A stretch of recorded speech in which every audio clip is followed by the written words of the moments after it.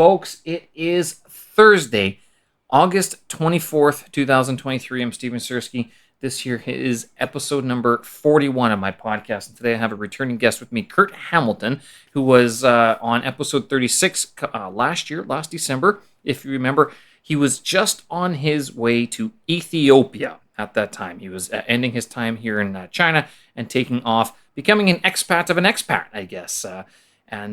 He was back in town in Beijing, and so we ran into each other the other day at the bar, and I said, well, if you got time, it'd be awesome to catch up. This is going to be episode number 41 with Curt Hamilton, sports performance coach, based out of China, but also living and working in Ethiopia. This episode, we talk a little bit about his life in Ethiopia, what it's been like to adapt, some of the things that he's found very interesting, some of the frustrations he's had as well, and also what he sees going forward, whether it's coming back to China or staying overseas. So this is episode number 41 with Curt Hamilton. Let's get to it.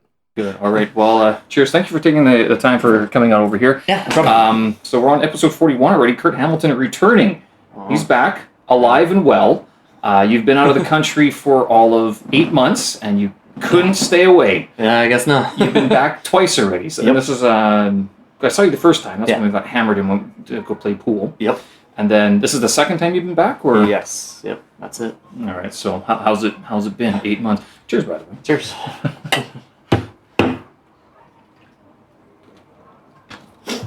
It's nice to be back. I mean, it's even from February, the city feels different. In what way? Wait, which city? Beijing? Beijing, yeah.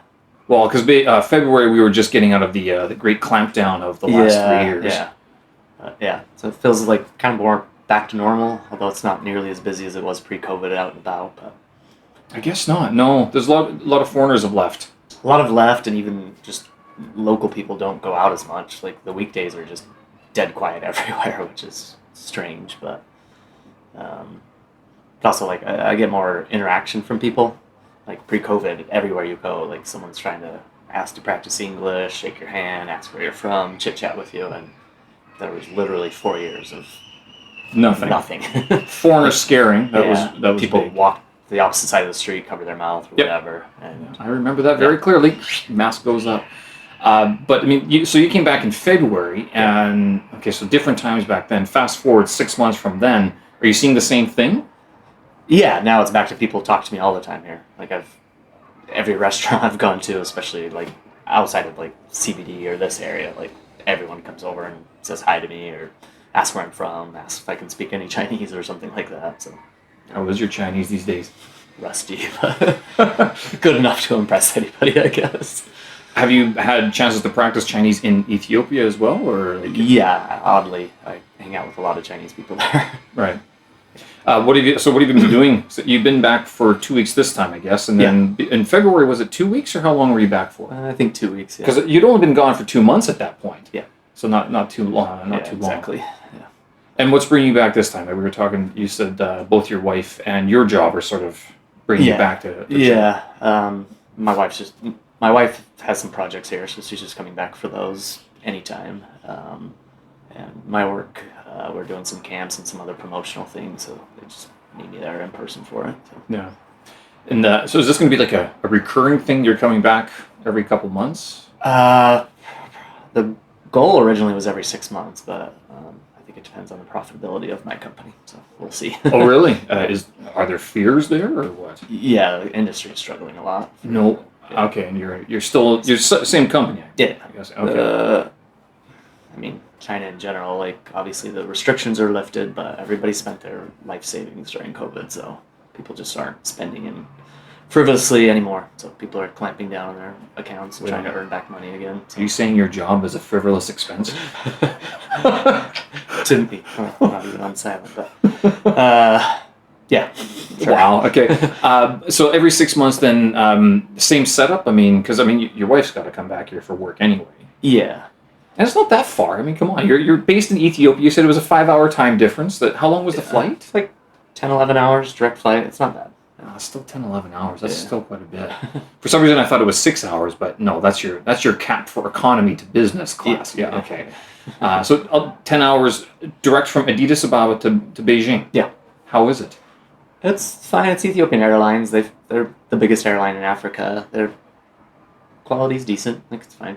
It's Yeah. not like the top tier airlines or anything like that, but it's similar quality to Air China or whatever. Mm-hmm. And how's the business class in that airplane? Which airplane is it? Do you know? I don't know which plane we flew on. Well, Air I'm not Canada one of does those the people, but, Dreamliner, and so the reason I like the international flight over the Pacific is because we fly through with the Dreamliner, which is like a Boeing, whatever it is. Yeah. An Airbus, I can't remember. You're right. I'm saying that, but the Dreamliner is a nice big plane. Yeah. You know, it's very nice. This is a big plane. Yeah. Yeah. It's like I don't know. I assume like a Boeing 737 or whatever, but I don't pay attention particularly. Yeah. But it's nice. Yeah. 8 months. As long as I can lay down flat in a plane, like I don't care how long the flight is. Oh, you get the lie down flat seats too, do you? Yeah. No sitting up, tucking an extra towel or whatever it is, the quilt that they give you under your chin. Oh, wow, you live in luxury, man. Yeah. But the problem is once you've flown business class, you can't go back. I just miserable. Yeah, I don't know if I'd know how to fly business class. I'd be like that bum that shows up and he's like, can I ask for stuff? Or That's like what I was the first time, and now I sit down and I'm like, where's my champagne? You're all too slow. excuse me, we're about to take off and I don't have anything in me.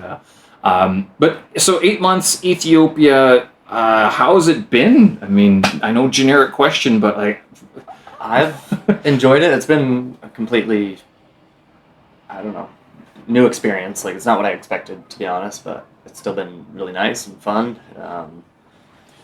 Actually, I was thinking about reviewing some of the notes, and I can't remember if you talked about your expectations. I have here, like, what your expectations were for Ethiopia. It's not coming up on my.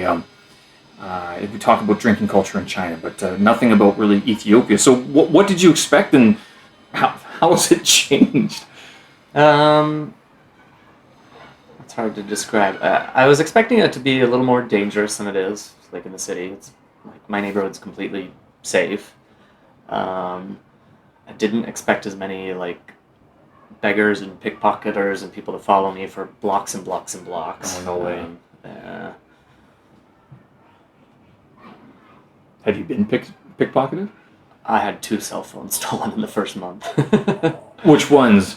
Like a nice one that you got from China? You're like... I had a brand new limited edition Xiaomi that was like sold out in 10 seconds and not replaceable, so I was pretty upset about that one. Yeah. And then just an Apple that oh, that's terrible. easily replaceable, but yeah.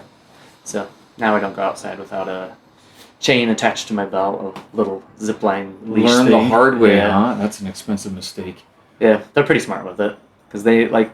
I know people are coming around pickpocketing, so I start protecting my pocket, but then they start like bugging my wife to distract me, and as soon as like I'm worried about her and looking over, and then just grab it. Jeez. do they do it in 2s or 3s, or just one guy? It's always at least 2, but Yeah. usually it's a whole team of people. Like the one time, like I'm like, this guy just stole my phone. I was actually with 2 Ethiopians who were standing behind me who didn't even see it. And they're like, really? I'm like, yeah, this guy definitely stole my phone. And so we're arguing. I was like, whatever, just don't argue with him. Call my phone. Yeah. It'll ring. It's already turned off. It's already long gone. Like, Wow. They've passed it to someone who's turned it off. It's half a mile gone in 30 seconds. Like, Yeah. I didn't know that was. Yeah. I didn't know they were that effective. Yeah, I was surprised. But I thought pickpocket is like one of those things. If they catch you or accuse you, you bolt. yeah. But here they're standing talking. You go, no, friend, no. Yeah. Friend. No Anything proof else of it. stolen? Like so you've had two cell No. phones. Yeah. No, nothing else actually. So, Money, credit cards, nothing. no one goes for those. They only go for cell phones. That's pretty much the number one thing. Why just the cell phones? I mean, I've heard of people getting their cars stolen there, but that's pretty hard to do and trackable a little more. And then nobody carries enough cash to matter. Right. So like the bills there is 200 birr is the biggest bill, which is $2 US. So it's like no one's going to carry that much. Right. The most you can pull out is $40. So it's Out of the ATM? Yeah. $40. yeah. What? What are they buying for only 40? I mean, that's, I guess, is that a good thing or a bad thing that there's that cap? That's a lot of money there. Okay. Unless you're buying foreign goods, which is very difficult, then that's plenty of money to go out to eat and drink and whatever. For one day or many days? It'd be, for me, it's a couple days. For a local person, that's a month's. $40. Yeah. American. Jeez. Why are we in China? On the flip side, you really can't get anything foreign made. Like, you can, but if it's not banned from coming in the country, it's a 400% tax.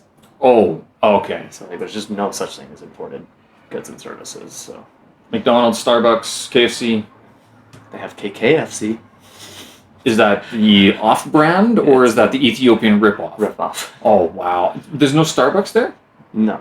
No wow. What about like Nike? What's the other one? Adidas? I mean, you'll see those brands there, but it's almost all Chinese knockoff versions of it. Are they knocking off the Chinese knockoff? No, like Chinese imported goods that are like fake stuff that they sell there. Yeah. And is that similar price, or how much more? Is it more expensive than you would get in China, but cheaper than you would buy it for the retail price of the real version, I guess. That's insane. Wow. So I guess that was one of those things I didn't quite expect there. The lack of foreign goods, or getting robbed, and that $40 will carry you a whole month. Those parts I kind of expected, but the not being able to get imported goods was a bigger deal than I thought. So how do you survive? We travel a lot.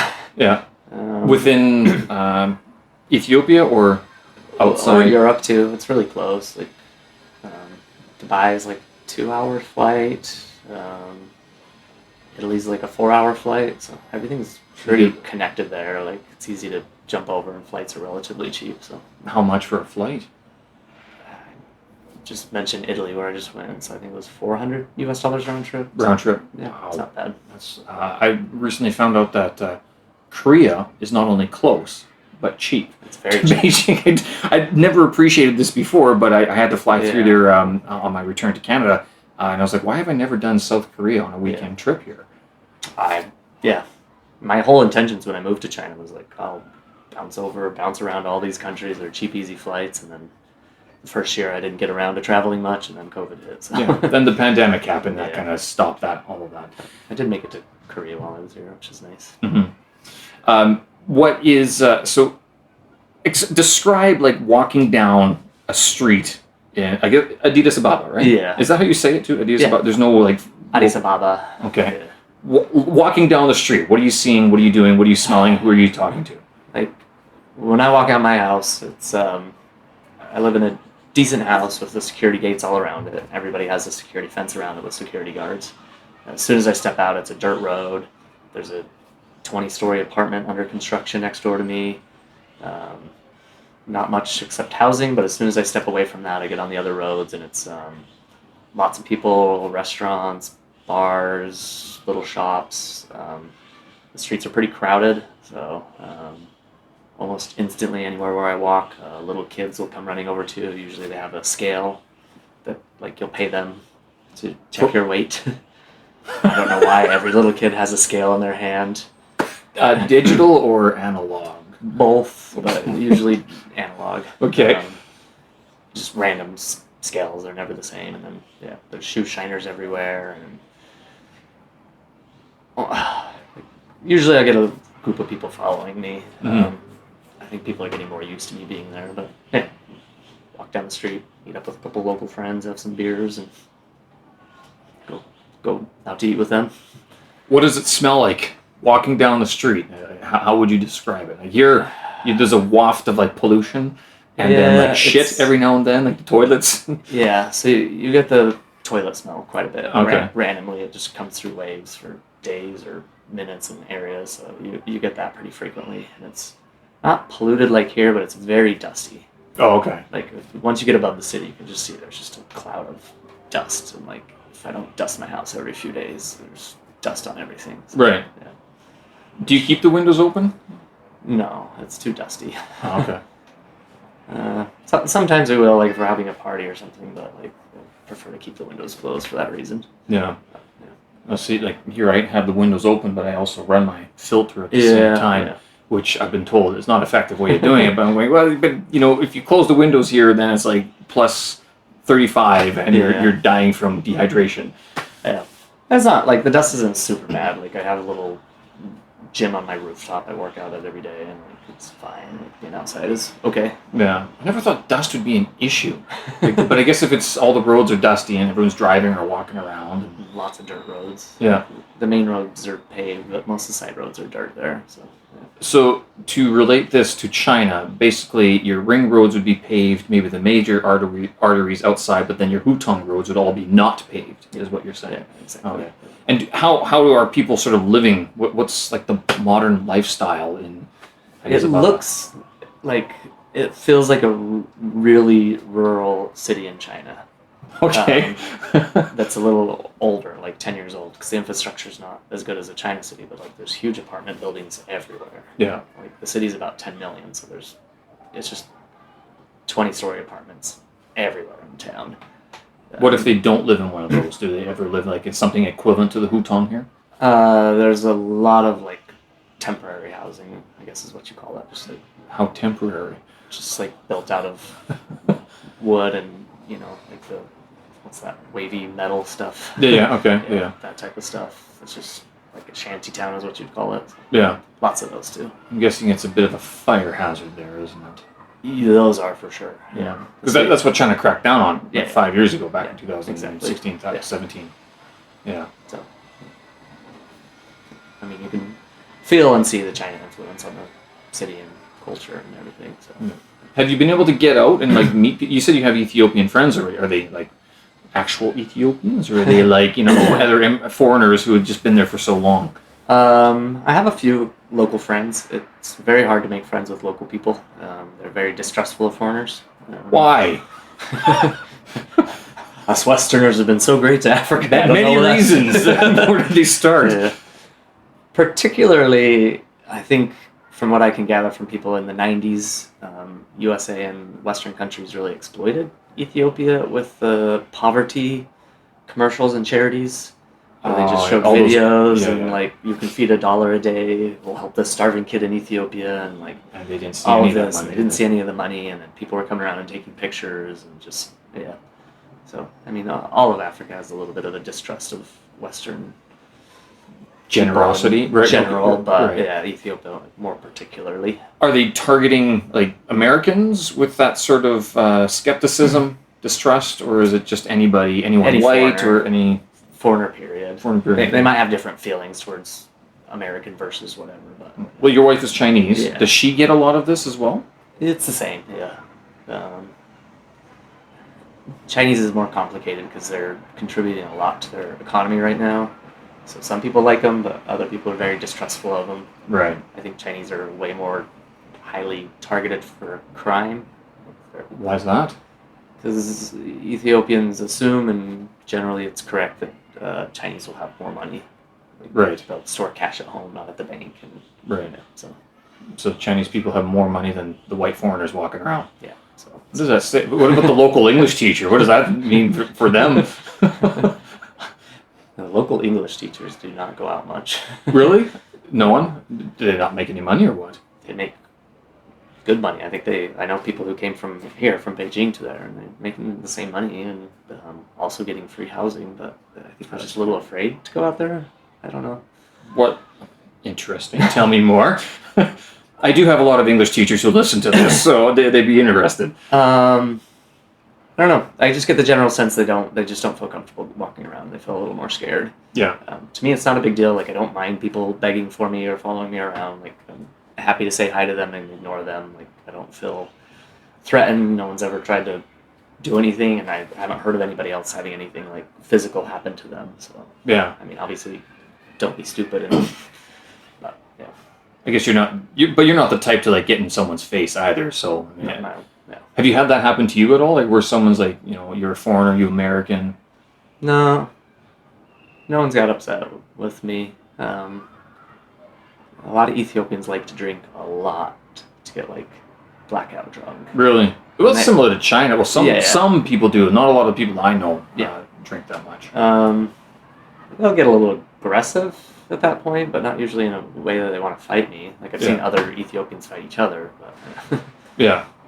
Is it bad, like the fighting? I mean, because here you see some of the videos on Douyin and the even Taobao has videos, and you're just like, what are you guys doing that for?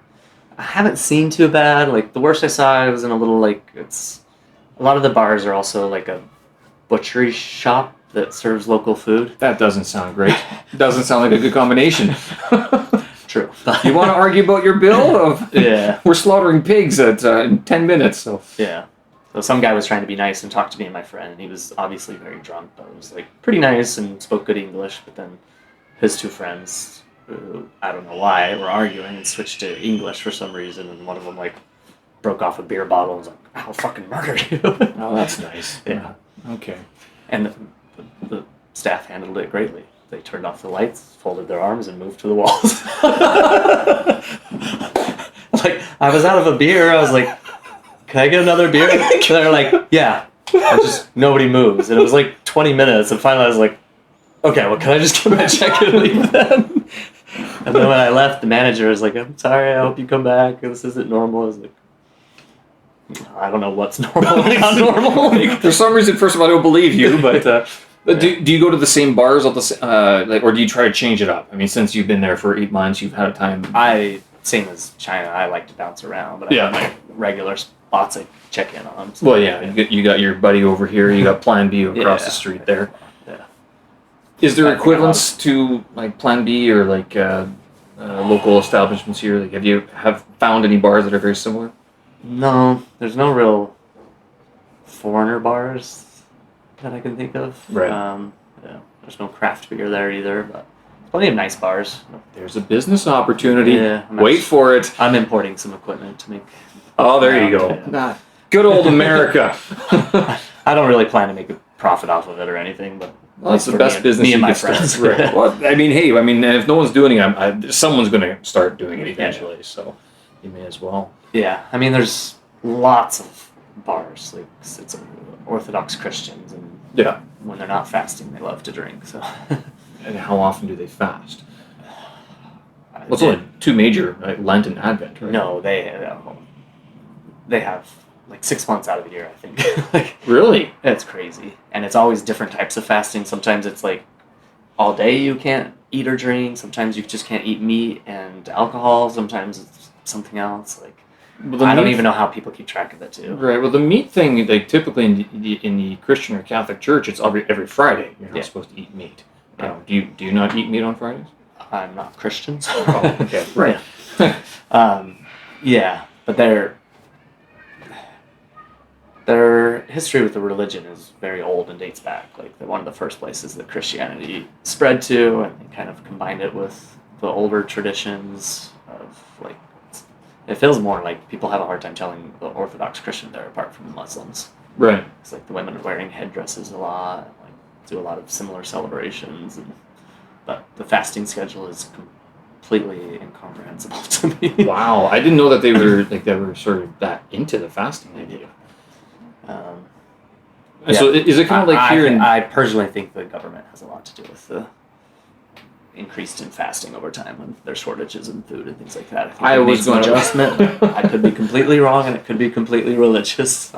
It could be. It could also be exactly what you just said, that it might be a food rationing sort of methodology, which some people have said that the idea behind the fasting at various points throughout history has been basically that. Yeah. If not food rationing, then supporting this industry over that industry sort of thing. Yeah.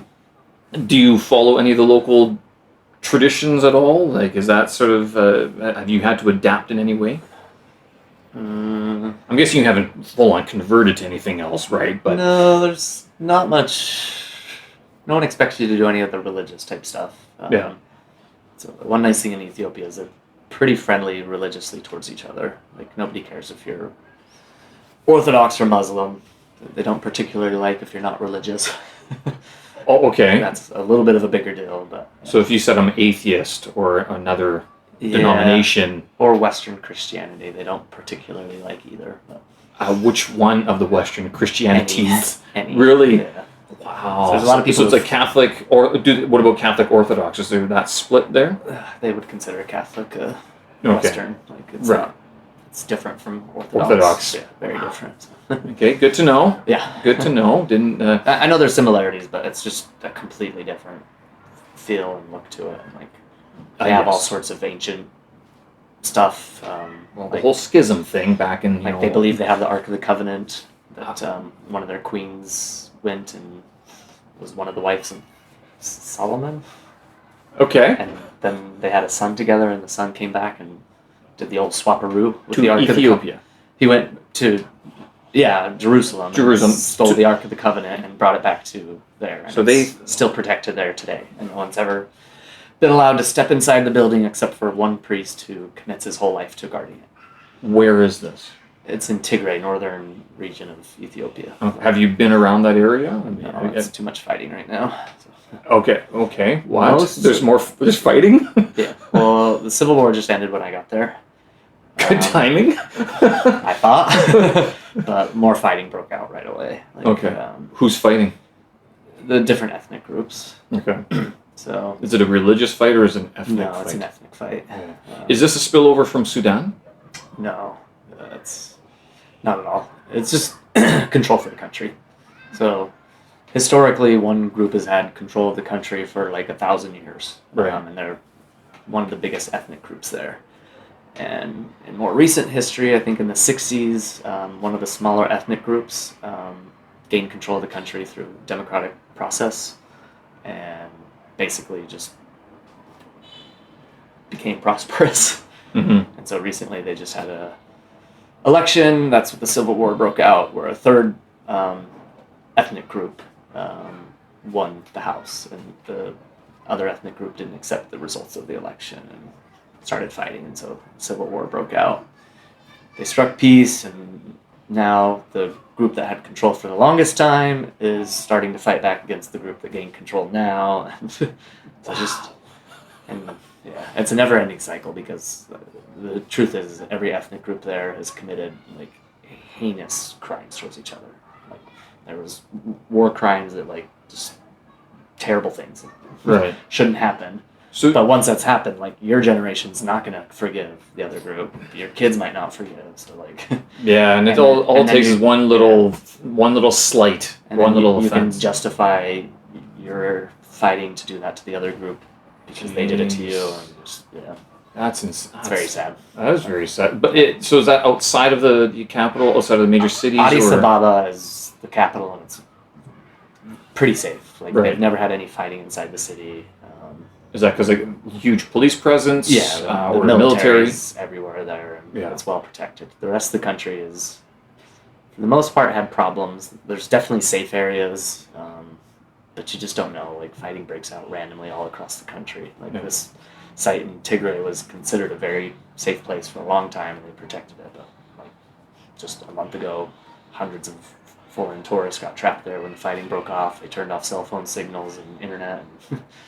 And where are the They were foreigners all now? fine. Okay. Like, yeah, everybody was fine in that situation, but like, it was, don't want to take the risk to be in those situations. At least for me, it's not really worth it when I can just, instead of taking an hour flight to there, take an hour flight the other direction to a different country. And enjoy it. Do you have to fly, or can you drive to these other locations? some of them you could drive. Yeah, it's a pretty big country though, size-wise. It's huge, so most of these you would probably want to fly to, and they have a lot of airports all around, so it's easier. But, Is it safe to fly, or is it one of those propellers where they have to?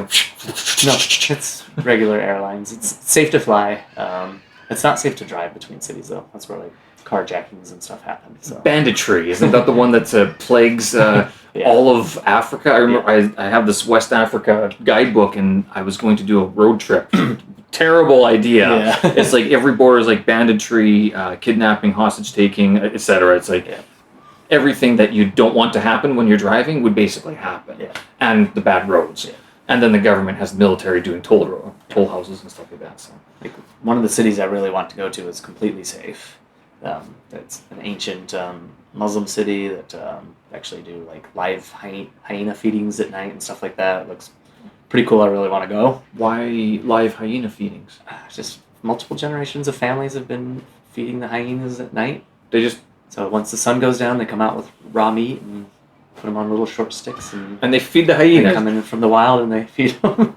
And now tourists pay to go do it with them. So Interesting. So I would like to go, and so like through my wife's work, they actually have a security person, so we can call him and see if it's safe to travel there and get it approved. And he's like, that city's definitely safe, but there's just no way to get there. Right. The closest airport you would land at is an hour drive, and that drive is not safe.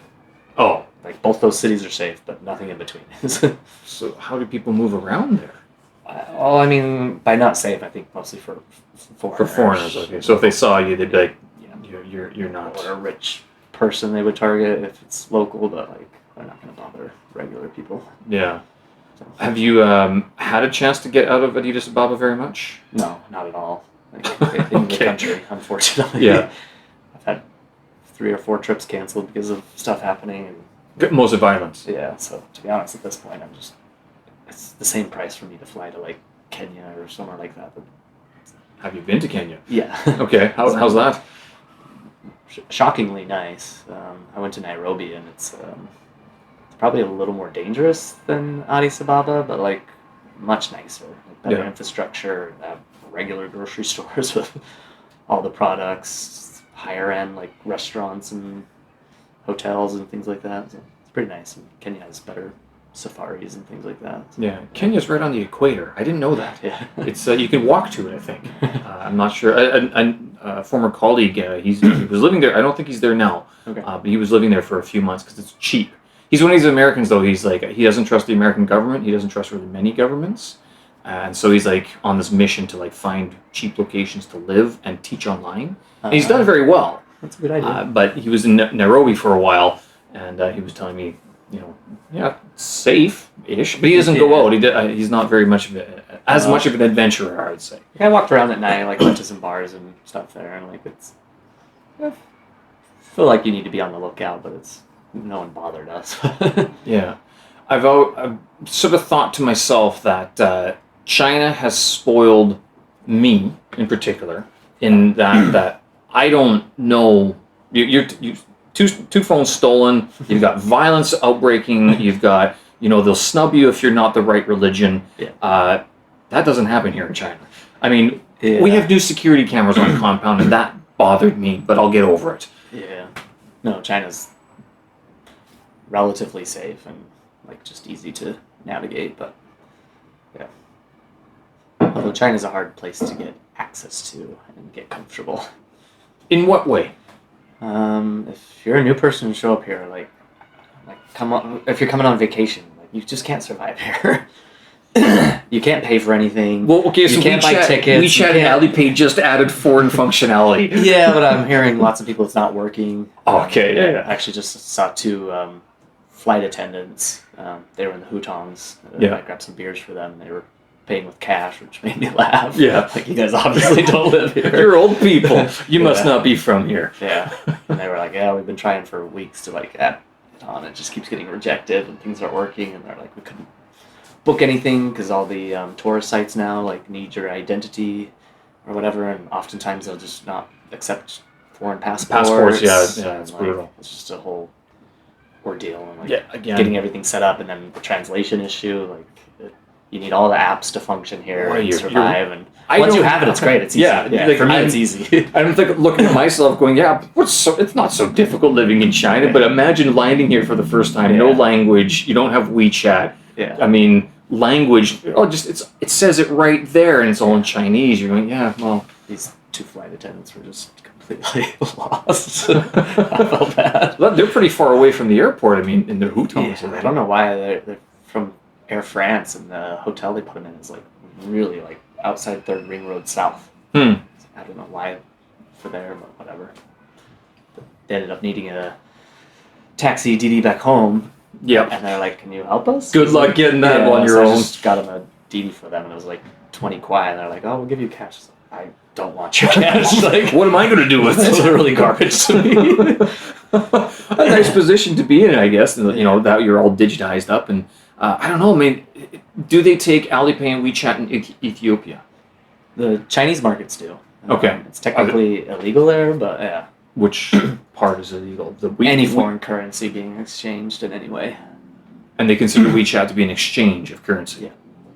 Oh, So, that's like, a very generous interpretation. Yeah, so the shops aren't allowed to put out like QR codes for it. Okay. But like they'll get their phone out obviously. And Yeah. they prefer Chinese money. So if I go, there's a lot of Chinese people in Ethiopia. Yeah.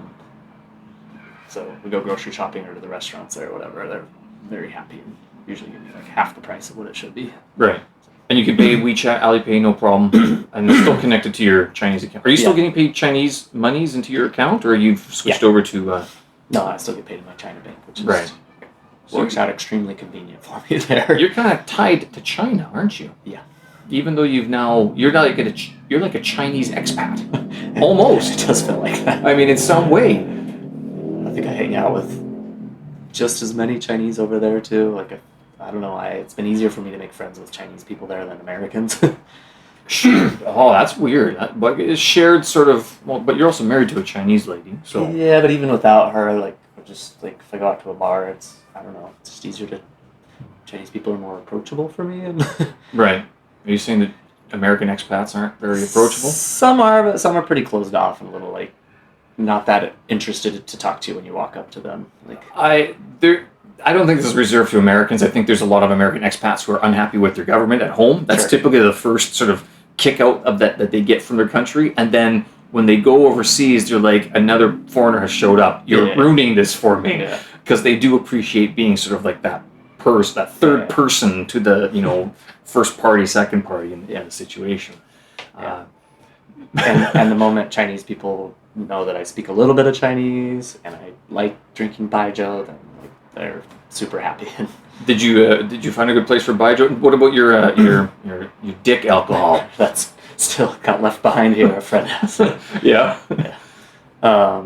You weren't able to find any like local variations of baijiu over there that they were sort of any hooch that they were making? They have lots of alcohol there of different kinds. So they obviously produce and drink a lot of beer. Mm-hmm. But then they also have a drink called Tella, which is like technically a beer. It's a Groot, so it's not beer brewed with hops. It's brewed with herbs. Okay. So it's like a dark herbally drink. It's like 4 or 5%. Mm-hmm. And then they have Tej, which is like a honey mead, which is like 15 to 20%. It tastes like orange honey mead. It's pretty nice. 15-20%. You can get. Yeah, You're gonna get that fucked one's up on dangerous. that. Yeah. You can't taste any alcohol, and you drink a bottle of it, and you feel fine. You drink half more, and then you're... Why is the table moving? Yeah. And then they also have, like, Iraqi, which is actually a Middle Eastern, like Turkey. Isn't that milk Greek stuff? That milk? It looks like milk when you add water to it. Okay. So it's the same thing that they drink there, and it's like 50 to 60%. Yeah. Okay. Yeah. And so how often do you go out drinking that you know all this about the alcohol? So it's the first thing I have to learn when I get somewhere.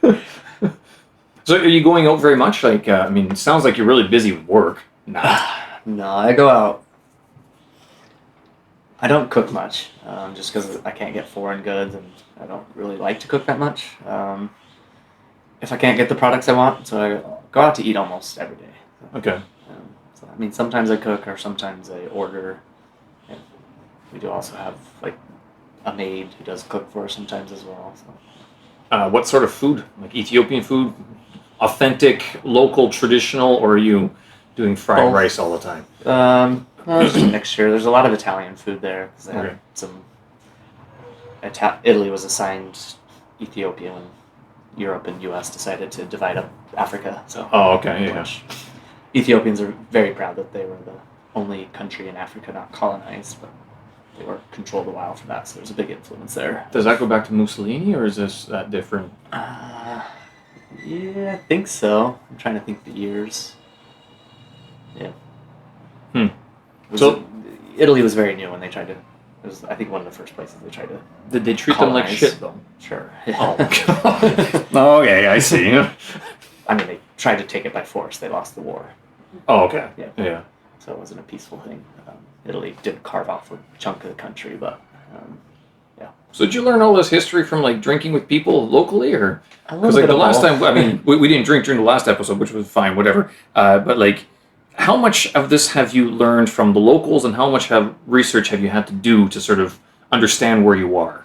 It's a little bit of both. I really like to read history and information. Like I read a lot online, just articles or anything I can find, and then combine that knowledge with talking to people and asking them about those things. And people are okay about it. It's not unique to Ethiopia, but they're very easily swayed by random pieces of information. Like what?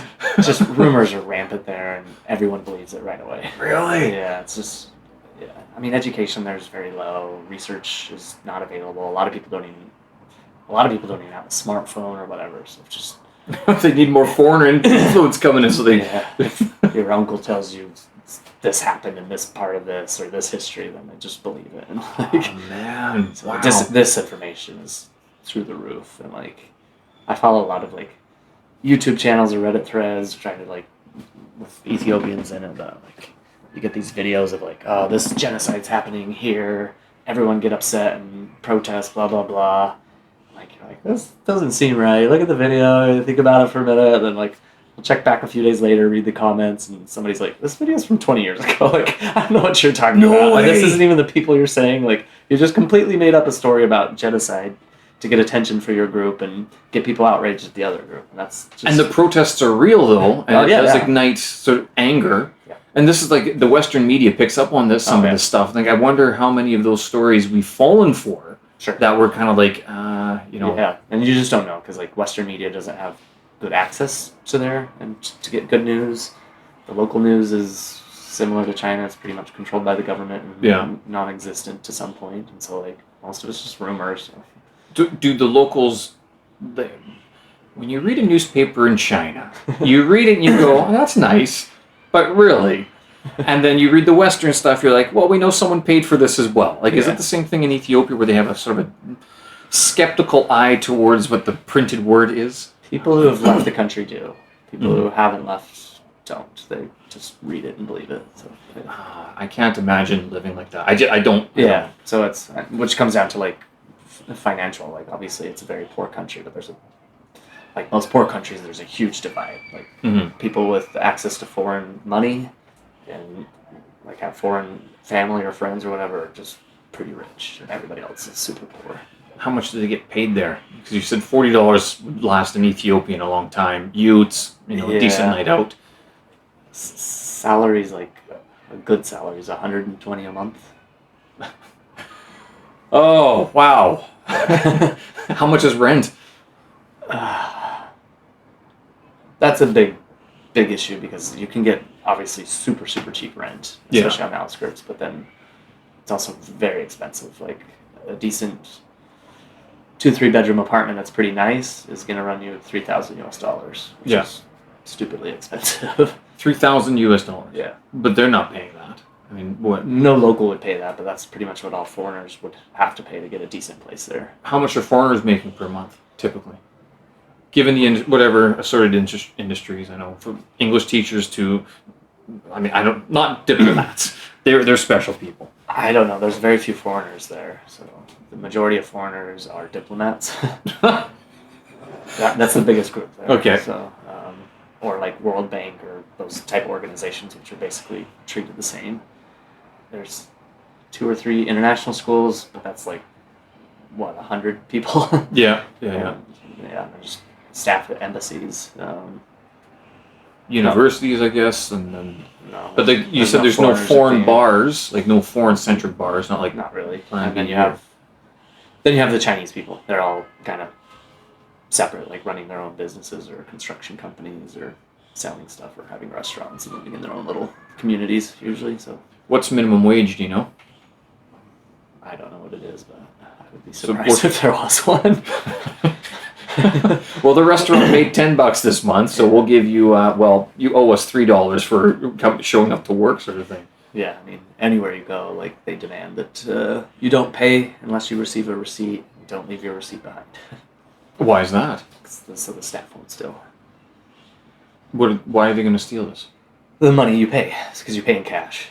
Okay. So if you pay them, they'll just keep the money, and the restaurant won't get anything. So So they have to make sure they You print have out to- a receipt, so it's recorded in their computer system. So if the money's missing, they know you took it. And if you leave your receipt behind, then the next They'll- customer orders similar dish or same thing, they'll give them that receipt and pocket the money. So Oh, wow. Oh, man. I couldn't imagine running a business there and having to have that level of concern. But Wow, China has really softened me in terms of my expectations of like just what's going on around me sort of thing.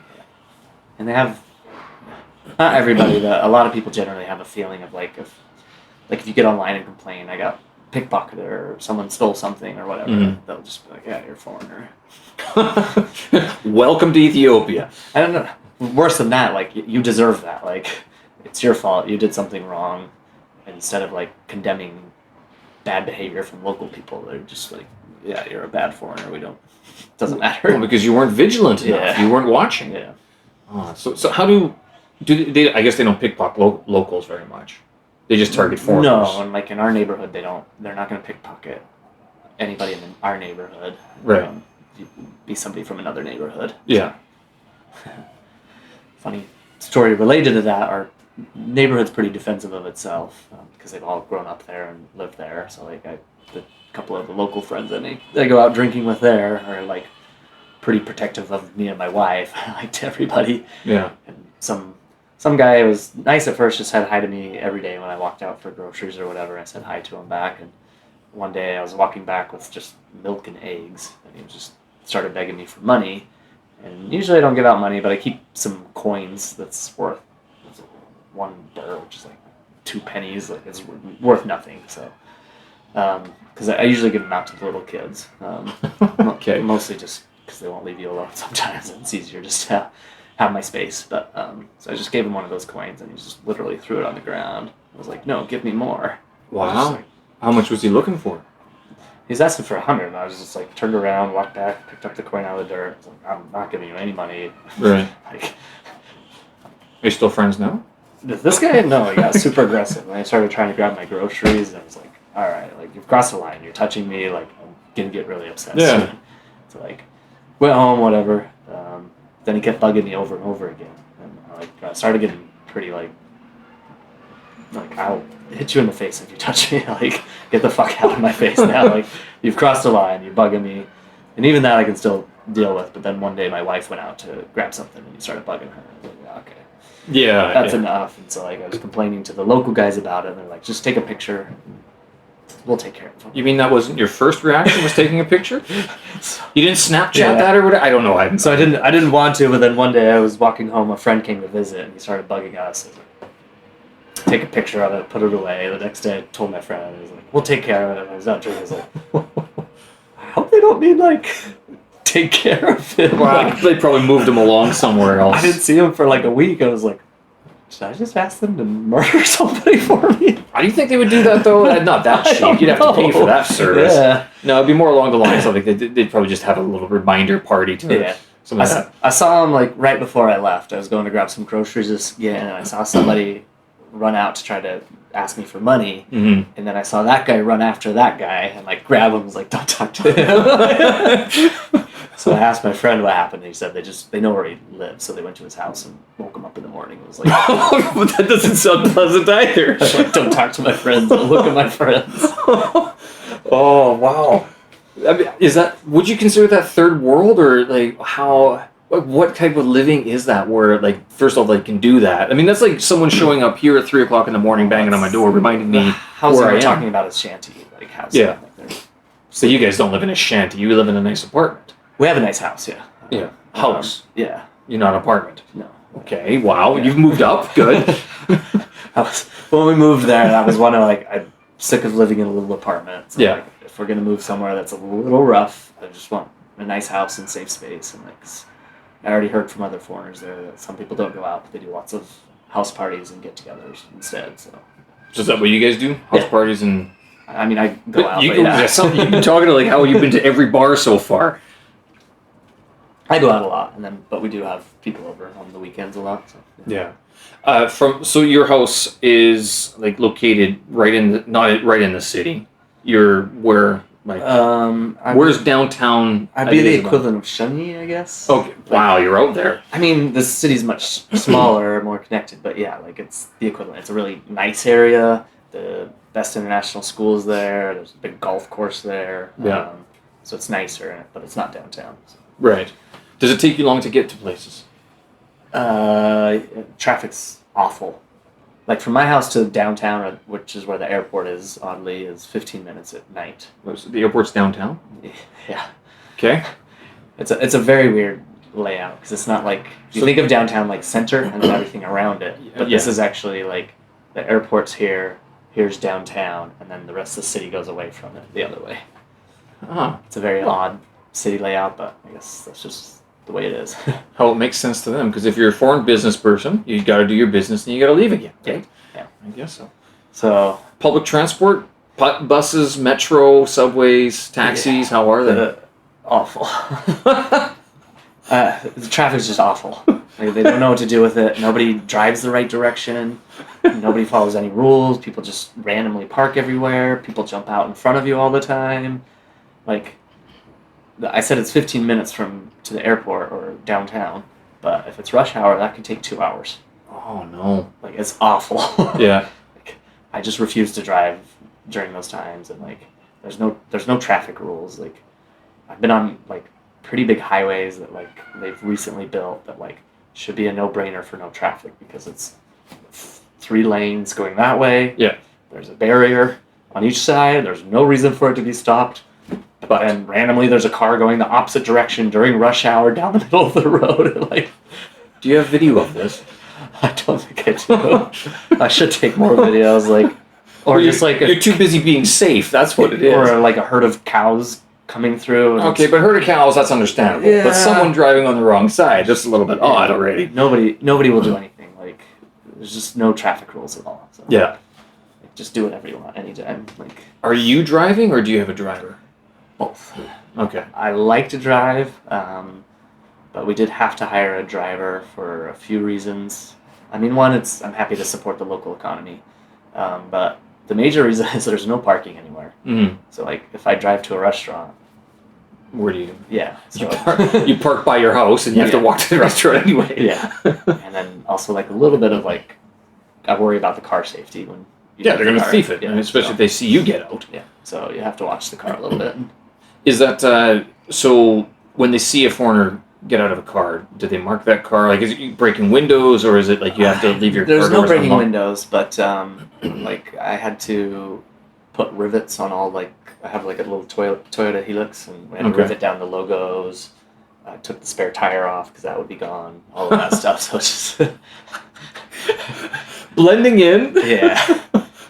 Did you key it too, just to make sure it's fine? It's already been done. No, like anything that can be easily taken off has been attached in a way that's permanent. So, wow. Yeah. Oh man. Did you buy that car there? I had it imported. Yeah. Okay. From China or from? No, it came through Thailand. It's just an agency. Okay. There. So yeah. How much did that cost you? Can't be that much. That was we get duty free. Right. Privilege there, so it was cheaper than I could buy it anywhere else because there's no taxes paid on it. So. Yeah. But to buy a car there is 400% markup. Okay. So you got it from Thailand. It's all legal. It's legit. Yeah. And I used a company there in Ethiopia to import it. So oh, okay, right. They handled all the, like, paperwork and stuff like that, and then we don't pay any taxes, and there was no shipping fees or anything. So it was actually very cheap, cheaper than I could buy it anywhere in the world. So yeah.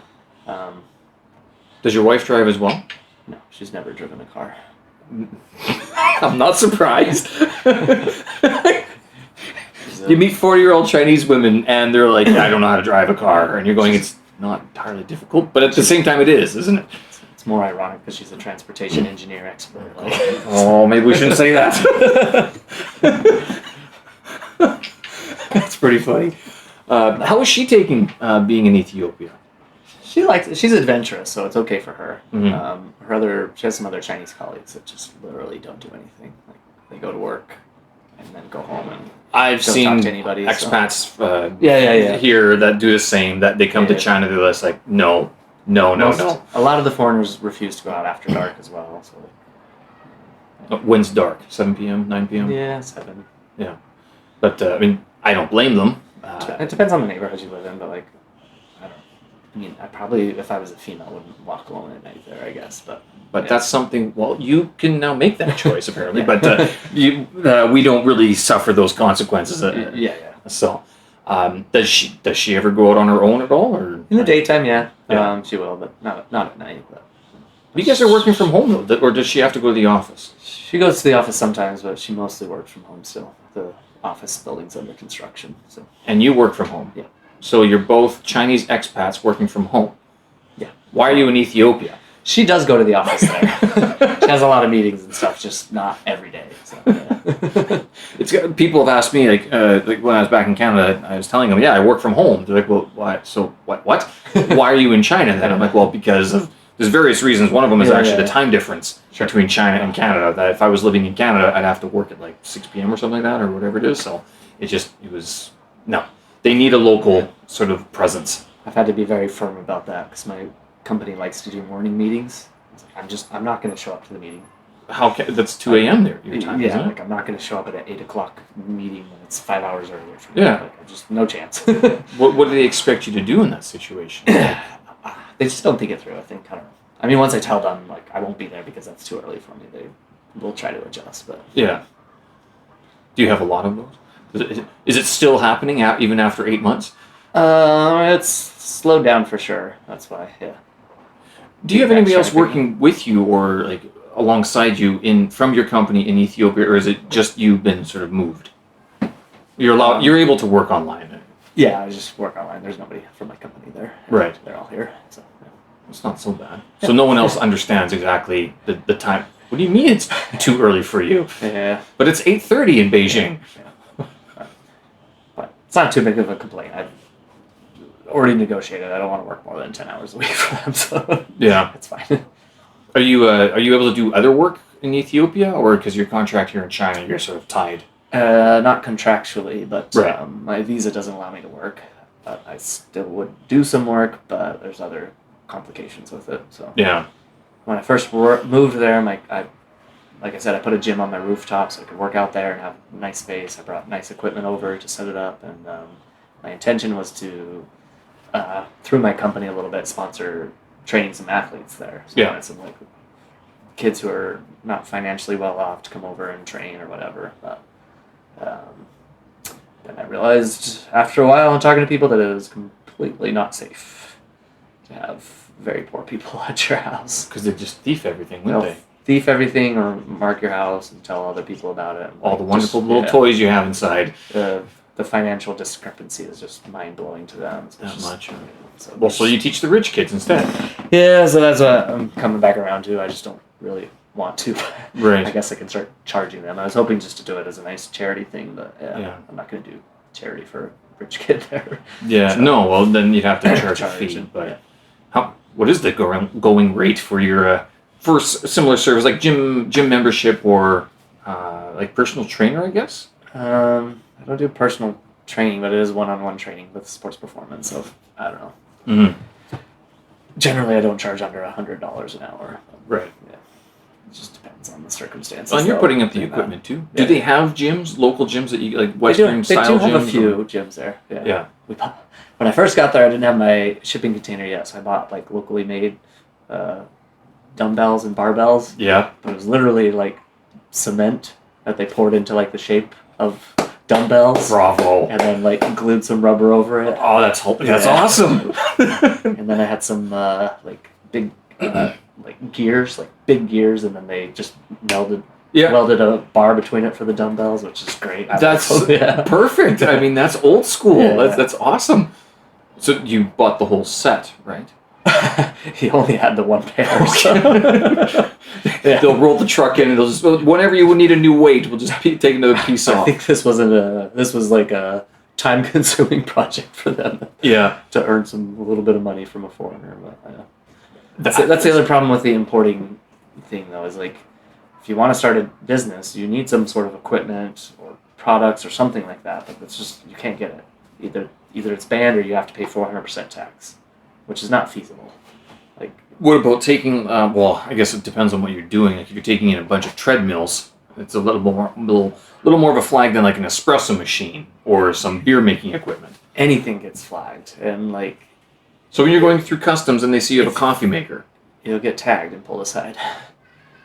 And, so French presses, and then basically you'll have to pay a tax that is. They don't even know the real price at the airport. They'll make it up, and then you're most likely gonna have to pay a bribe to the guy because you're a foreigner. And local people are just like, it's fine. It's like you're a foreigner, like, and he's not making enough. Why shouldn't he bribe you? And you're like, well, because this sets a really bad. I mean, this is not a good idea. These aren't sustainable practices. Yeah. Like I said before, we have diplomatic status, so we don't.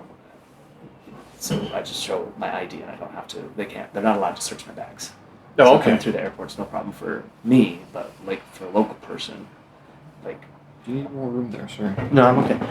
The flight to, like, China is flagged, and like Dubai. Those are the two main flights that, like, you land from one of those two countries, they are pulling every person aside and searching your bags and charging you for everything. Because they know people are just coming and going for that reason. Yeah. Like, the airlines allows you to buy, like, a pack of tickets. So you buy, like, 50 at a time. Yeah. And they're good for 1 year. A pack of airplane tickets. Yeah. So But like, flights? Yeah. Like, not like bribery tickets? No. Like, flights between one location. So you could buy, like, up to 50 and you get, like, big discounts. So Why would... cheap. Sorry, I'm a Canadian prairie boy here. Why is someone doing that? Either if you have business going back and forth all the time, or usually in the case of like Dubai, like I said, you're going there literally just to buy stuff, bring it back, and that's how you make a living. Okay, so it's the import-export thing. Yeah, and then you probably have a friend that works at the airport, or at least know somebody, or you've regularly paid a bribe enough to let them look the other way. Right. Yeah. China clamped down on that a few years ago, the whole import-export business, in quotation marks. Yeah. But that's what they were sort of targeting, was that this people were flying between Vancouver and Beijing. That still exists in China, though. Yeah. Oh, yeah. Especially for luxury products. Which is good, because that means I can get some of the stuff that I'd like. I mean, and it's just like the little chocolate bars and stuff like that. That I'm like, I can't get this. Like back in Canada, I was going through the 7-Eleven going, I haven't had that in a while. Ethiopia feels like they're the next China, or Africa's China, where they're a big country with lots of... What do you mean Africa's China? They think they're going to be like China, that they're a huge country with a rich, long history, that's very poor, and they're going to turn themselves around like China did. And what's your take on this? It's not going to happen. Not just yet? Development, work in progress. The ways China turn things around is stuff that they're not doing and refuse to do. Yeah. Well, like what, though? They're copying some of the bad things from China and not, like, the good things. And they're not seeing why that's not how you do it. Yeah.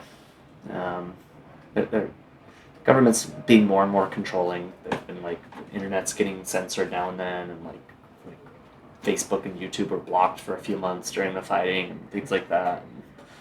And, you can see that with it, but they're just, economically, they're not, like China opened up itself a little bit. They did manufacturing. Trading and stuff like that, but really, like, they just worked really hard, did manufacturing, produce stuff, and buckled down. But, like, no one's working hard there. Like, what do they do? What is, like, the industry of Ethiopia? The major... coffee beans is huge. Yeah. That's probably the main one. Then there's beef. They produce a lot of chat, which is illegal most places. Is that stuff you put in your mouth and you chew it? Yeah, it's like the leaves that you chew. Yeah. That shit will fuck you up. Yeah. You got to be careful with that stuff. They have it in Myanmar too, or Burma. Oh yeah. I mean, that's the day in the life of most people there, even if you work. Just buzzed. Yeah, they just chew it. You get a bundle like this big. It's not cheap, but they'll chew it all day. So are all their teeth like black or red or whatever it is? Bright green. Bright green? Yeah. Okay. Spit marks all over the place? You can just see the eyes or... Yeah. And you can buy it on this, like it's a street stall that you can, and they'll make it up, make your tube. Yeah. Have you tried it? Yeah. Is it any good? I try everything. It gave me a lot of energy. You don't seem to have any sort of qualms trying different things. No, I tried to do like a live life like my friends in the neighborhood. So like I got up in the morning with them, and we went and chewed some chat. In the morning? Yeah. What time? Like 10. Like, yeah, when they got up. Dude, that's not even... It's mid-morning. You're brunch time. Morning to me. Yeah, so we got up, picked up some chat. They drink it with water. Some people drink it with alcohol, but usually they frown At 10 upon o'clock that. in the morning? Yeah. Well, So, are they frowning upon the time of day, the alcohol consumption, or just like, you don't mix those flavors? yeah, I think more of the mix of flavors or whatever. But like, I mean, short-term use for chat's fine, but like obviously it causes mouth cancer. It's terrible for you. Nobody should be chewing it long-term, but nobody seems to care there. Wow. But yeah, When your minimum wage is like maybe get paid, you kind of like look for other outs, sort of. I guess. So after that we walked over and went to like a Keno shop. Yeah. To play Keno for a few hours and like just betting like 10 cents at a time. And Keno, what's this?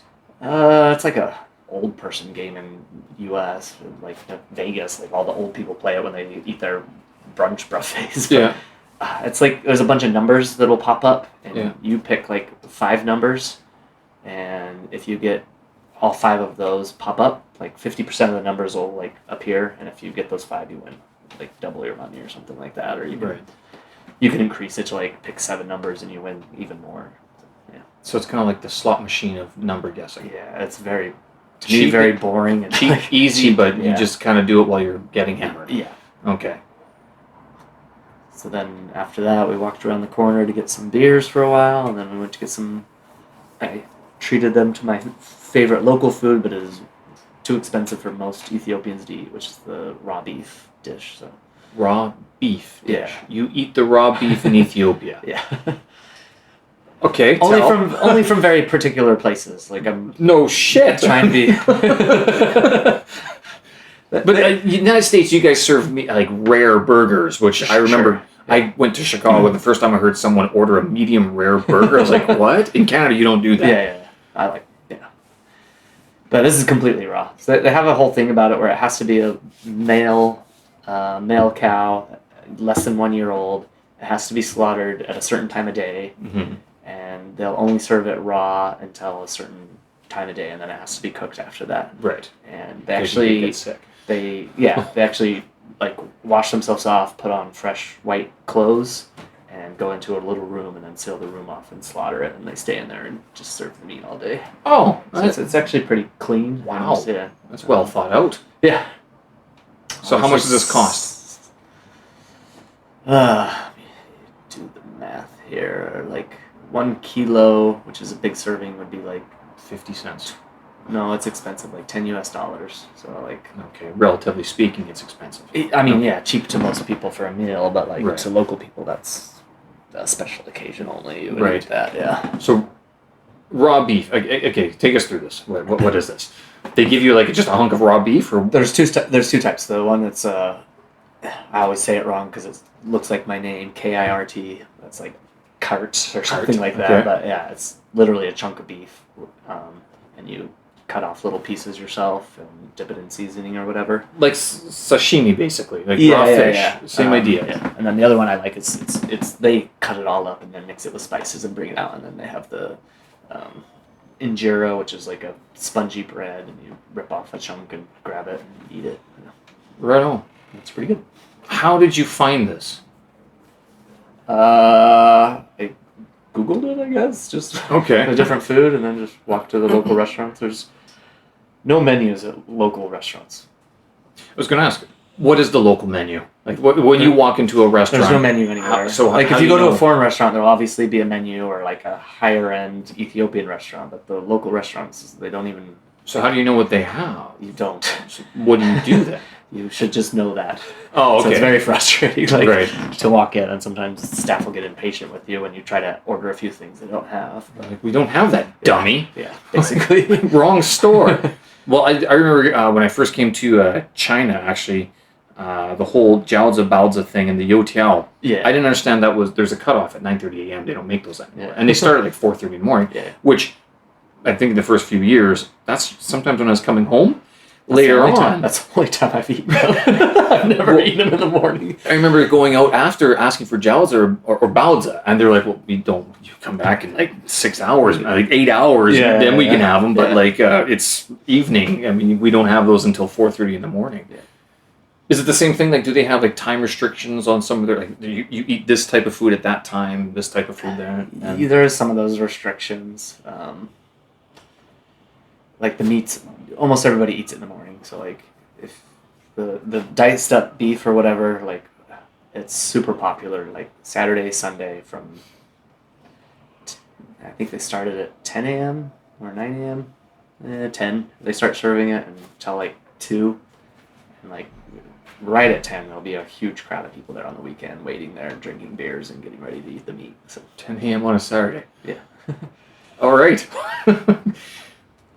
When I first moved there, I was like, local people, like, they must either be lightweights or just not like to drink very much because they drink so slow. Like, right. They're just nursing through a beer. Like, but they're starting at 10 o'clock in the morning, if not earlier. It's not that. I found out later it's just they can't afford to drink, so they're savoring it. Like, if I buy a guy a beer, it's like, gone.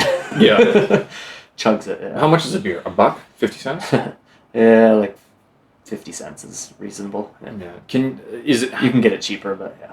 Right, but is it real? Are there fears of like fake alcohol there? Not with the beer. Not with alcohol, no. No. If I'm buying like a foreign whiskey, I would assume it's fake. Yeah. But no, they have tons of beer places there. The factory for the beer I like is like half a kilometer from my house. So we walk over there. You get fresh beer, do you? Yeah, they have a little bar on the back end. I guess it's further than half a kilometer. It's about 2 kilometers. Oh, either way. Whatever. Yeah. I mean, you can still... We walk over there on the weekend, and like you walk in, it's maybe 400 people there drinking. Yeah. In a big room, only guys, and like obviously only local people, and the only foreigner that walks in. Beers are. They just raised the price to 33 cents. I'm upset. They were 27 cents. Oh no! Well, I mean, but that is inflation. Yeah. I mean.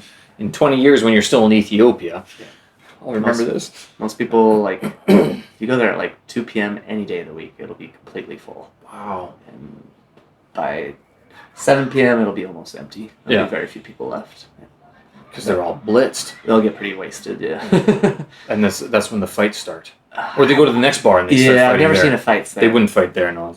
It's actually, the reason I like going there is I think it's the nicest people have been to. Like, everyone's super nice to me. Like, it's a confusing place because you have to, like, go buy tickets and then go sit at your table, give the tickets to the waitress, and she brings the beers. Yeah. Impressively, she takes, like, they're the big mugs, and she'll hold 9 in each hand. So 18 beers. I don't, like, the weight alone is crazy. But, yeah. So, but mostly all men. I'm guessing your wife joins you, so she's like the one woman that shows up. I've seen other women there, but rarely. Right. Like, on average, 1 out of 400 there. Is it sort of looked down upon if women drink? It's not just a religious thing, but is it like a social taboo for women to go out drinking? Women are allowed to drink, but generally they have these. They call them like houses. So they have like beer houses. The other drinks I was talking about, telehouses, tej houses, and it's just served for that, and it's almost always just men. Yeah. And it's always women serving, and it's always women who make it. So. Yeah. Right. So the women are the servers, basically. Yeah.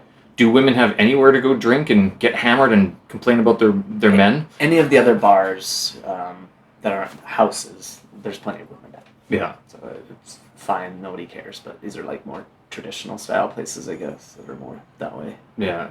I'm guessing you haven't really seen the women's side of drinking because you're married, so you're not hanging out in that circle. Or does like your wife have local friends that take her out to get hammered? She does not have local friends.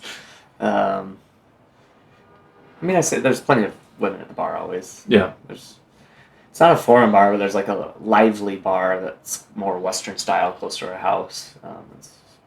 You'll see some foreigners there. It's a younger crowd. They do like karaoke nights and things like that. So it's a lot of women there drinking all the time. So, yeah. How is the coffee? Great. Yeah. Yeah. And so, what's the freshest, best coffees that you've had? Because Ethiopia is renowned for it. That's where the Sidamo beans come from, right? Ethiopia Sidamo. Sidamo. Right? I don't know that one. Maybe they don't even tell that one. Okay. Sadly, the best coffee beans are exported because they're more profitable. Yes. But they do still have good coffee beans, and you can find the high quality ones. But traditionally, the traditional style of coffee, they drink 5-6 times a day. They do a coffee ceremony, which is, again, traditionally women make the coffee, but they first come around and they there's this wood that they light, and then it gives off a scent, and they put it in the bowl or whatever. Yeah. So they come around and everybody smells it, and then they roast the coffee beans. Right in front of you. Yeah, so they roast them on a pan. On a pan? Okay. Yeah, and then they come around, you smell that they're good, and then they put it in a bowl and put the hot water in and then make the coffee. So, yeah. What grind setting do they use? Do you know? They hand grind those ones, so yeah. It's a rough grind. It's bigger chunks. Of course, but, grind, yeah. I've done my own coffee beans before. Oh, nice. I've from Tanzania. There's some other ones that I've got imported from Guangzhou. Like all the coffee goes through there in the southern parts of China. If I had known that, I would have brought you some raw coffee beans. Had I known, I had some in my luggage to give to somebody I have raw coffee beans that have been sitting there for 3 years because I mean they're green beans. Yeah. And I don't have a need to roast them. The problem is though, is that when you roast them, I'm guessing when they're roasting them, it's an open house. Yeah. Right. Or outside, yeah. Right. So I'm roasting it on my kitchen over here, Yeah, and it's like I made that mistake once. Yeah, it's of bad. not having that kitchen door closed, Yeah. and I was like, okay, that's why you close the Yeah. door, have the fans going and everything. It's a big production. That's why I don't do it anymore. Yeah. So, but I don't know. What would you? So you've tried fresh coffee, basically. They actually say you're supposed to let that coffee sit for like a day or two to degas. Guessing they don't do that. Some places might, I don't know, but yeah. There's coffee shops everywhere. Yeah. Like literally every other business is a coffee shop. People drink coffee all day, every day.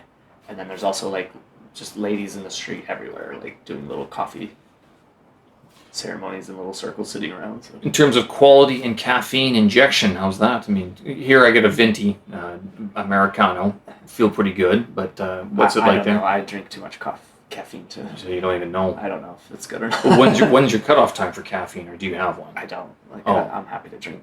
I can drink a cup of coffee and go to bed. That's terrible. Yeah. You're over caffeinated, sir. I'm well. That's terrible. I have to. Today I finished my coffee at like 3:00. I'm like, ugh. But it's only because you were coming over, and I was like, I will do this because I got to be awake and sentient for this. Yeah. But normally it's earlier than that. No, it's yeah. I like my caffeine. Yeah, well, especially if it's all there. I mean, are there different varieties of coffee that you've tried, or like, do you care? I do care. Like it's all Arabica that it says on the packaging. Do they grow a different? They don't. Robusta's more of a Southeast Asian. I think so. Yeah, I haven't seen it, but oftentimes it's not labeled, so I don't know. I just go to the different coffee shops. Some places they all taste different from each other. They all have different ways to make it. Is it the most same places ceremony? do a macchiato. Okay. If you go to a store, it's usually a espresso or macchiatos at all the stores. Outside or at home, it's always the coffee ceremony. Right. Okay. So you don't have to. It's not like you're waiting 15 minutes. Okay. All right. No. Yeah. No, I pretty much always get a double macchiato. It's pretty standard there, which is like $1. Yeah. Sounds like life is very relaxed. Yeah. I mean, you're waking up slow at 10 pace. o'clock. You're drinking at 10:30. You're having raw beef at 11. I don't usually drink at 10:30, but yeah, sometimes. 10 o'clock I start. Morning hydration. Yeah. No, the pace of life there is very nice. It's slow, relaxed. I said people are distrustful of foreigners, but they're also very nice. Like, if I look confused in the street, 10 people will come ask if they can help me find something. So they're not disrespectful. They're just No, they're very polite. Yeah. Yeah. It comes off as shy, but it's also, I've learned later, it's just distrustful. But once you're nice to people for a while and they get to know you, they'll be perfectly great. But yeah. no one's like angry or rude to you generally. So compared to life in China, because I mean, the life you were describing, this whole getting up at 10 o'clock, you saying no to your business, your company at no 8:30 a.m. Beijing time meetings. Yeah. I mean, it sounds like the pace of work life is a lot different as well. I mean, I had a similar pace here, though. So. Oh, okay. You just live the charmed life. Okay, I gotcha. Yes. What about your wife? Like, does she have the same sort of like? Because China, you got to be at your work at 8:30, 9 o'clock. Is it the same in Ethiopia?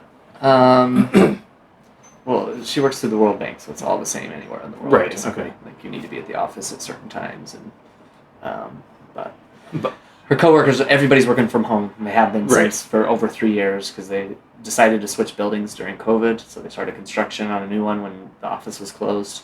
They still haven't finished it, so everyone's still working from home. I don't think the local people do any work. well, it sounds like they're taking their time. Sort of Yeah. thing. Yeah. Like from my wife's side, she has projects she's working on. It's not really an option.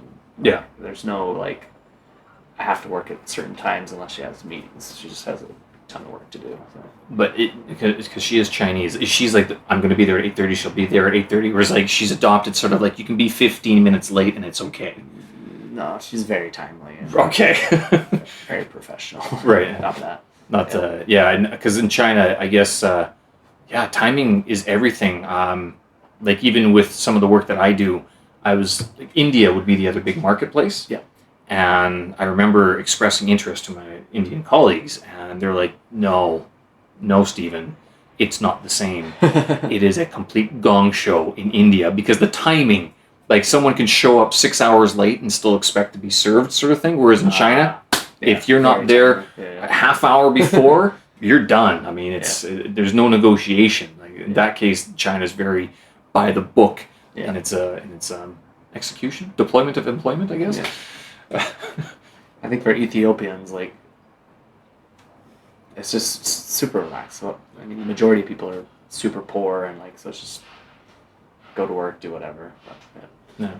I mean, like the blue collar work that was insane to me. Like they're building the building across the street from us, so construction starts usually 5 a.m.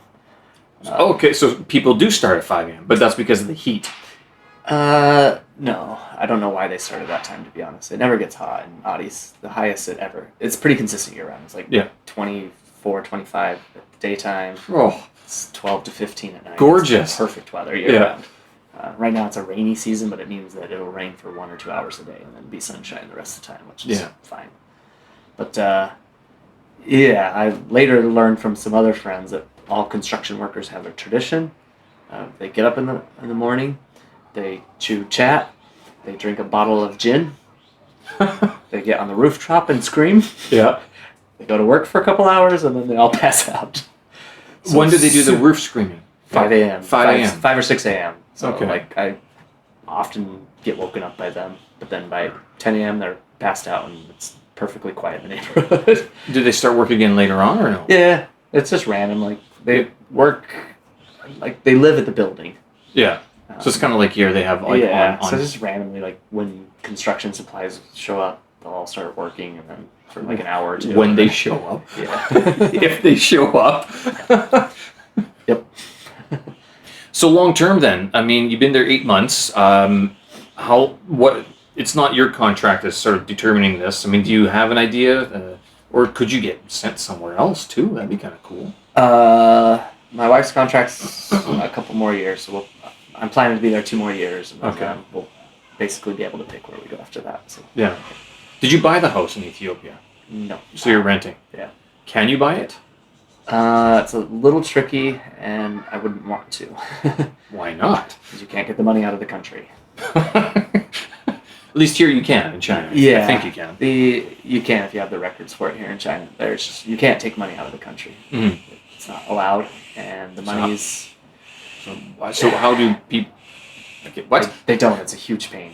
And then the entire economy is actually based off the black market rate for the money. Sounds like it. Yeah. So basically, everyone's exchanging for U.S. dollars or what? People would love U.S. dollars there, but foreign currency is almost non-existent. So that's why I said if I go to the Chinese market and I pay with my Chinese bank account, they jump through hoops and charge me way, way, way less. Wow. Because even now, like I'm talking about the prices, and when I've said U.S. dollars, sometimes I've been saying that in the black market rate. Right. Most of the time. Is it a big difference? Yeah, it's double. Jeez, that's insane. It's 50 to 1 for the bank rate. It's 100 to 1 for the black market rate. And almost everybody just assumes it's the black market rate. So. Yeah. Dangerous animals or insects? Anything that can kill you readily? There's big weird bugs everywhere, but nothing's killed me so far. Right. What do you mean by a big weird bug? giant hornets everywhere and other Those things. can sting? Yeah, nothing's bothered us. Fire ants that can eat a body? Could be, haven't seen it. Right. I know there's hyenas like But they feed on the them. outskirts of town, but Okay. yeah, not in the Addis, but I don't think they ever bother people. Like, well, that's not true. In other parts of Ethiopia, they have preyed on humans during bad times and Yeah. for kids to eat, but yeah, generally they're not going to bother anyone in the city. But yeah, Yeah. Do they eat hyena there? I haven't seen that. No. I don't think so. I kind of suspect because China, like, when I was back in Canada, people were like, oh, China, they eat dogs there. I'm like, I think you have to change your definition of dog, first of all, because there are wild dogs and wild Sure. animals that you could consider to be a dog. Yeah. That in parts of the world, they do that. So I was just wondering if maybe hyenas were along that sort of food chain, that food group. I would say no, just because of the religious aspect. Yeah. They're very strict about it. Like, they don't eat pork. They really just eat beef and chicken. Yeah. Like, there's almost nothing else in the meat diet there. They find the Chinese food very strange. Yeah. So you become like an expat extraordinaire. Like, you're an expat plus now. You've relocated to China, and then from China you relocated to Ethiopia. I mean, what are some of the things that do you miss anything about China? Do you think China, you're going to come back here, or? I don't think I'll live here. I don't know. I wouldn't be opposed to it, but just where life is going, I'd be surprised if I lived here again. But I obviously plan to visit quite regularly. Yeah. I miss a lot of food. What are you missing? Just more dishes than I could name. Even, I don't know. Like oddly, it's not even Chinese food, but there's a North Korean restaurant here that was like the first thing I went to get like the sweet fried pork from them and the cold noodles, and then yeah. Second thing I got here was the Beijing, the Luzhu, the pig intestines. Yeah. I love here. Yeah. Why? Have you tried it? They're so good. I don't know if I have. Well, the intestines are usually the little gray matter that they sell. That has little spiky things on it, doesn't it? Like that's the stomach. Okay. Yeah. Yeah. Well, sorry. That's good too. But yeah. I can't say I sit here and go, oh, dude, it's a stomach day. No. Oh, yeah. Well. Although Thursday night, this is typically when I would order. This is my Chinese takeout or delivery night. So Okay. I mean, if you have something to recommend, if you want to try something, but you got to get going soon anyway. So yeah. No, there's just. I mean, I personally believe China has the best food in the world. It's the biggest diversity, most range of food, and also people care like more about food. Like, nowhere else in the world do people go on vacation and their number one concern is like what specialty food to buy to ship back home, like fruits, vegetables, whatever it is. Like, restaurants just, they care so much about their food. Everything's centered around that and put a lot of effort into it. And like, might not be your style somewhere here, but like, go to a different part of China. Like, there's sweet food, savory food, spicy food, like everything. Well, it's interesting that you say that, because I hear this all the time, and I think it's the weirdest answer that I hear. That, like, some of these students are like, they're talking about, oh well, what are some things that you'd buy overseas? And they're like, well, food. And as a Canadian, I'm going, huh? It's perishable. Why would you do that? I mean, you buy the little trinket that you put up on your shelf and you never look at again, right? Why would you buy food? But yeah, I guess you are right. They talk about food. They try the food all the time. When I was traveling with the Olympic team, the first week we get there, that's the whole thing. They buy boxes of whatever the specialty is there and ship it back home. Like, the first place I got was sweet potatoes from a hot spring. Yeah. They're like supposed to give you extra powers because they grew in a hot spring. And did they? They tasted fine. I don't know, like regular sweet potatoes, but people are literally buying an entire like giant box to ship to their parents. And, like, yeah. Next place we moved was I call them bubbles, but I guess fish bladders. Okay. That they use in the specialty soup here. It tastes pretty good, but it's very popular in southern part of China to put in soups. But everybody bought like literally a bag this tall, just filled with that to send back home, dried ones. So what's the Ethiopian sort of specialties? The beef. Beef. All the food is the spongy bread. Okay. And then you put stuff on it, and then there's probably like 10-ish dishes that they put on that. The raw beef, and then they have like cooked beef tibs. It's just like chunks. And they have a few others, like there's, since they do a lot of fasting, there's some like the wat, which is like sauce, so they do like a shiro wat, which is like a orange potato based like sauce that you put on that. There's like a red one that's chicken and eggs that you put on it. It's very good. Just low diversity of food. Like there's not a lot of options. I can't go to like this style Ethiopian restaurant and this one. Like, so it's you're just getting the same thing pretty much everywhere. That's why they don't have menus. You're like, dude, you pick one of three things that this neighborhood has and you eat it. I'm sure an Ethiopian would disagree with me, but like, well, I'm sure they. Have you been able to find out different cuisines from within Ethiopia, or are you saying that like in a neighborhood, there's only so much variation you're going to see? Specialties from different regions, but like really, people seem to eat pretty similar things, like the main stuff. Like even the places I've seen, they have nicer places that have menus, and there's just not a lot of options. It's all kind of similar-ish food, which is very good quality, but yeah. So would you recommend people go to Ethiopia for travel, live? I don't know. I mean, if you're going to Africa, you pretty much have to go to Ethiopia because it's the airport hub. Should you leave the airport and get out and see something? Yeah. Depending on the safety situation, maybe not leaving Addis, but you should definitely check out Addis, drive around, get some coffee. I would go to one of the restaurants, try some food for sure.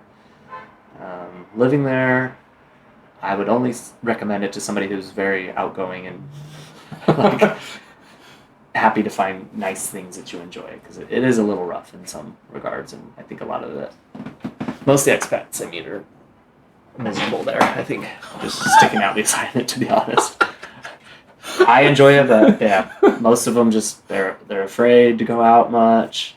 They don't like the food. They're afraid to eat the food because they think they'll get sick from it. Yeah. So why are they there then? Work. Just are these like American expats or European, not Chinese expats? Or Chinese expats too? The Chinese expats are okay there.